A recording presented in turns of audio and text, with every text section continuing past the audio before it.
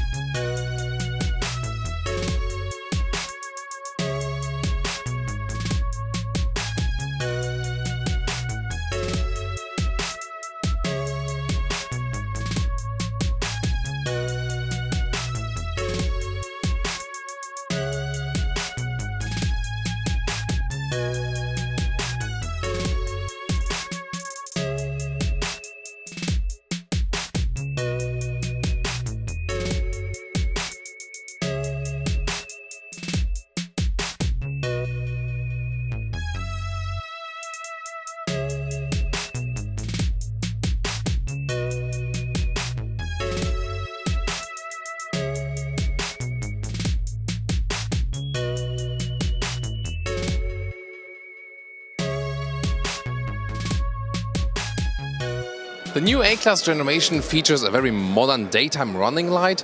Headlamps start with halogen, then LED, and optional, those ones here, the multi-beam LED, also with a special high beam function. So the AMG line, just a visual package, features a diamond pin grille. Here the true first and the cheapest AMG version for the A-Class hatch sedan and also for the CLA. This one here comes also with some kind of dot structured grille, but then you have those two horizontal fins like we used to see in 63 models, for example, in other cars. And of course, a little stronger bumper in the lower part. And this one here, the mountain gray Magno color, is also one of my favorite ones from Mercedes, has this matte paint finish. The length is at 4 meters 54, 14 foot 9 or 179 inches, and it's really interesting because that means that this one here, the A-Class Sedan, is about 13 centimeters longer than the A-Class hatch, but 15 centimeters shorter than the CLA. So here the A-Class Sedan sits in between lengthwise. So we'll also see later on how that one plays out on the interior. But yeah, I can tell you so far, this one here has this classic sedan shape and also works very well in this gray Magno color. I see here how they play with light and shadow is really working very well here. 19-inch rims, those ones are the top that are available. AMG special rims, also with Brigger brakes then, and also features a contrasting black lower lip. The frames are also hold right and black together with the black covers for the side mirrors. I think the A-Class Sedan is actually quite beautiful, and indeed there were some questions, okay, why do they still make a CLA then? Yeah, I mean, I think you can indeed raise the question, because this one already looked like a little bit like a previous generation CLA, and also lengthwise too. What do you actually prefer, a hatch or sedan or the CLA with those A-Class? All on the same wheelbase, by the way. So whereas front and side profile is rather subtle in the design with the A35, the rear really screams out and tells you, I'm really the sporty one. So with this huge diffuser in the lower end, I mean, you can even put stuff on there to carry around, or almost looks like that. By the way, those exhaust tips here, those are not the real exhaust ones. Yes, the exhaust air comes actually right there. It goes through, but the outer one is just cosmetics. And then we have this lip right there, so it's not really integrated in car color. Also is a contrast, so indeed pretty strong. And if you take a look at the A35 as hatch, I think the sedan in the rear even screams out a little bit more, unless you go with the hatch and the special aerodynamic pack where you have an even bigger wing, but that one is an option. So what do you think so far? And technology and suspension information. First of all, the 35 models, they feature another metal plate under the engine to increase the stiffness of the vehicle. And technology-wise on the suspension, normal. Here, A-Class comes with a standard suspension, then there's a sport suspension, minus 50 millimeters. That's also the standard suspension for the AMG models with a little AMG notch on that. And also there's an adaptive suspension in general. And if you pick that one for the 35 models, it will still also have a little stiffer AMG setup. I would also advise you to go for the adaptive suspension, because especially here with the Mercedes models, it makes a lot of difference. And the adaptive suspension, we've tested that on the 35 hatch and also with the CLA recently, I mean the 250, is really great suspension because it really can combine sportiness and comfort. Oh, by the way, that's the real name, Mercedes-AMG A35 4MATIC. Well, and I used to just, I like to use the old naming where they just said Mercedes A-class, 35 AMG. I found that a little bit easier, so I keep it that way, even if I don't like it. Well, in 4MATIC, because this one here has all-wheel drive, but it's a front-wheel driven platform. This one here, this AMG engine. In those cars here, it's not hand-built, but from works. But still, it delivers a great performance. 2-liter, 4-cylinder turbo with about 300 horsepower and 4.8 seconds is the acceleration figure to 100 kilometers or 62 miles an hour. So pretty powerful. And an A45 would just be slightly faster, so you'll also be very quick already with that one. The all-wheel drive then is, front first, and then also torque to the rear on demand up to a 50-50 percentage. It also features a launch control that you can get maximum traction, and in a launch control you get a lot of torque on the rear, probably close to 50%, because then you have a lot of traction from the get-go. And I tried it here in the hatch version. It's really amazingly fast. You should check out the full driving review. We went on Mallorca to drive that one. It was really a blast. And I think even this, the gray, when the hood is open, really looks cool. Also see how they use some weight savings and don't put the whole plate right there. Very interesting, and good that we have hydraulic dampers. But I think when you pay about 60k or something for a car, you can also expect hydraulic dampers. We'll take a look on the inside now, and I'm always amazed by this Magno grey color. I just love it. And by the way, for all A-class platform cars, A-class, B-class, CLA, when you just slam the doors slightly, you see they don't close properly, and the reason for that is they are so well dampened on the inside here, everywhere, all around, for the noise insulation and also for against wind noise, that you really have to slam them that they close properly. Very interesting, right? So, and then inside of the doors there's some article leatherette cover, beautifully done. You don't feel a difference that it would not be animal origin. Also at the inside right there, then aluminum brush here, for example. You get different inlets if you like, also carbon fiber style could also get. And the AMG here features an illuminated AMG entry badge.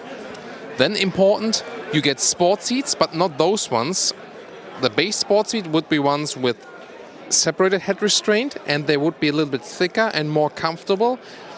And they come with microfiber on the inside and article leatherette on the outside. The same would also go with this seat, with same also microfiber Dynamica on the inside and leatherette article on the outside. But those ones here then are the optional sport seats with integrated head restraint, so basically the Super Sports AMG seats. They look fancier, they have more support here, but on the long-term run, the base sport seats will be more comfortable. You have to think about that if you go on the racetrack or not. AMG steering wheel, this one is also completely new. The ACC is controlled right here then, the Distronic, and those fields here will be used to control, for example, the damper setting, and the right black one there that's turning up, this will be used for the driving mode selecting, and the same we have also seen already in bigger cars. Let's now get inside, and when people ask me, would you go for a C-class or for an A-class? I always say, as a tall person, you have more comfort still, a segment higher. And when you're a little bit small, it doesn't make so much of a difference. I'm 1m86 or 6'1". That hardly leaves me any headroom when you have the panoramic roof installed here as it is here at the moment. If you want a little bit more head clearance, then leave out the panoramic roof. The steering wheel is actually quite massive for this small vehicle, and also a little bit overloaded with all of the elements. You'll soon all see that. Then it can be switched around here in height and also in reach. That's a nice, smooth process. Well, and then again, those AMG sport seats, they are definitely sportier than the base sport seats. So, yeah, I think they are definitely less comfortable than the base sport seats would be. And here, electric control is never right here. It's always at the inside of the doors. I think it's definitely also a nice solution. Then you can also switch all angles you want to have with a 3-seat memory, by the way. Now the interior overview. Here, soft touch at the top dashboard. Then you got in the 35 those AMG inlets. And then this one here also soft touch and with this dot structure. I wonder how that is, how you're able to clean that later on. We will see about that. Turbine vents and then a lot of black piano lacquer being used. I think they could have used less in this case. 7-inch, it starts on the left side, an optional 10.25. This one always as it is right here. And then you have one element that almost goes through visually. So 2 times 10.25 inch. That is the maximum setup, and we'll soon go to details of those. This is touch, yes, but you can also control it via the lower pad, both possible, and also right thumb here to control the main screen. However, the car needs to be fully powered for that. It's not here on the motor show at the moment. So right thumb for the right screen, and you would use then the left thumb for the left screen to control those instruments. And here on the steering wheel, when it's properly powered, then you would see the driving mode selector right here on the right side, for example. And that you can also browse through the sports mode, where then the RPMs will turn up higher and so on. Now the infotainment screen, the map, right there. You see here, right in New York City for you.